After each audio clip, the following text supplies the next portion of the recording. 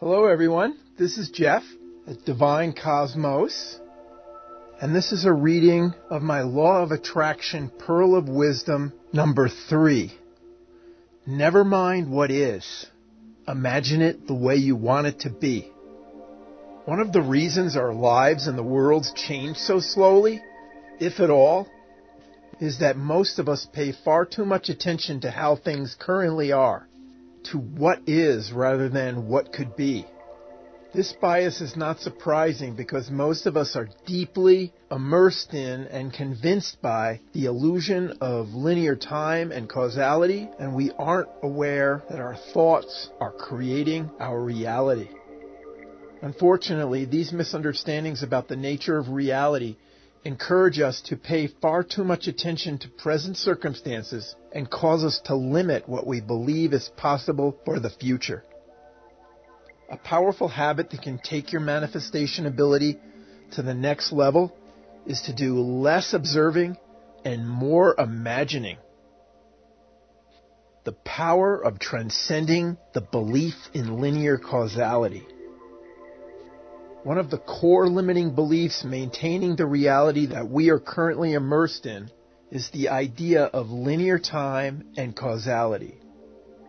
Believe it or not, our traditional ideas of cause and effect are wrong. The true cause of everything that comes into your experience are your thoughts. If you fully understand and embrace the laws and mechanics of reality creation, then you know that the past only has a bearing on the future to the extent that you believe it does. If we could completely let go of our belief in linear causality, then anything would be possible in the very next moment.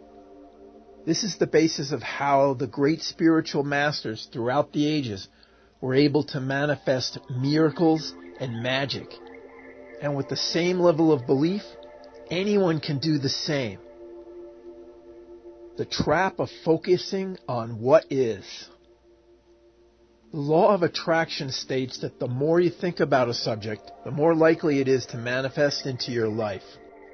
And since what you pay attention to, you are thinking about, paying too much attention to what is only serves to perpetuate more of the same. As Escher Hicks has said in her book, Law of Attraction, attention to what is only creates more what is.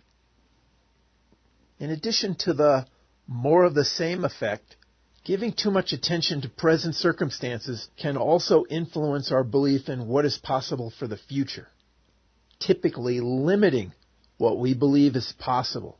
And since what you do not believe you cannot manifest, this habit is very disempowering.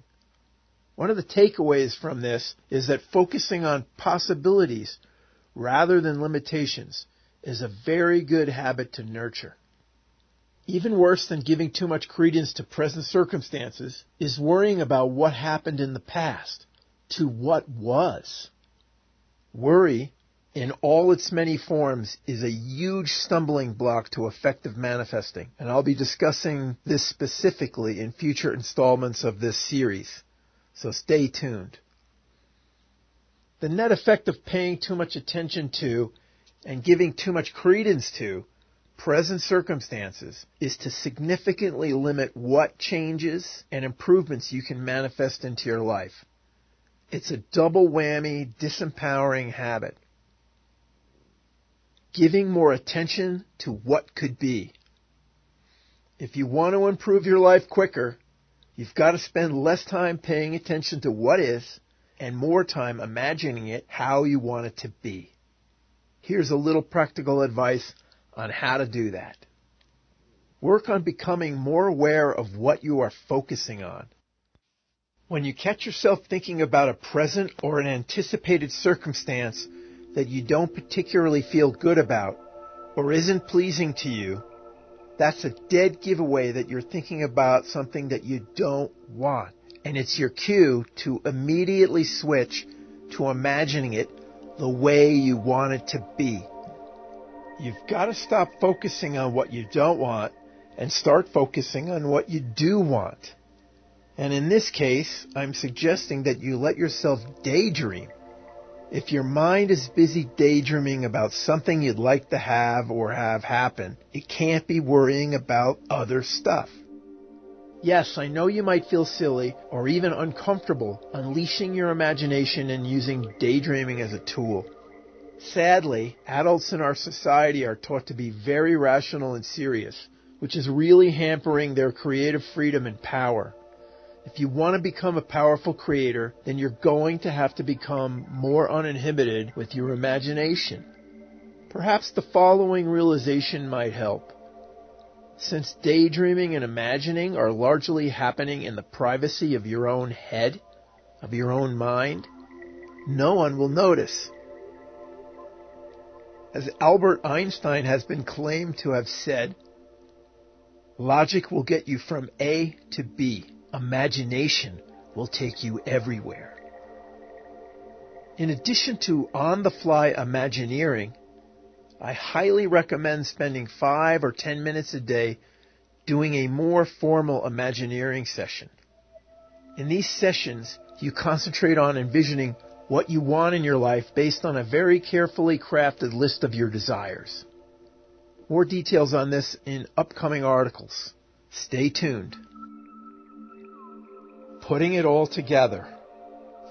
Work on making a habit of focusing on possibilities rather than limitations, paying less attention to present circumstances and more to the way you'd like it to be, and regularly engage in imagineering sessions to envision the life of your dreams and watch the magic begin.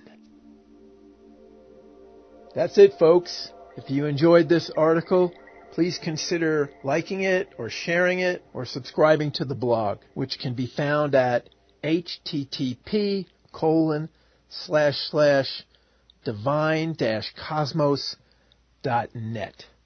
Enjoy.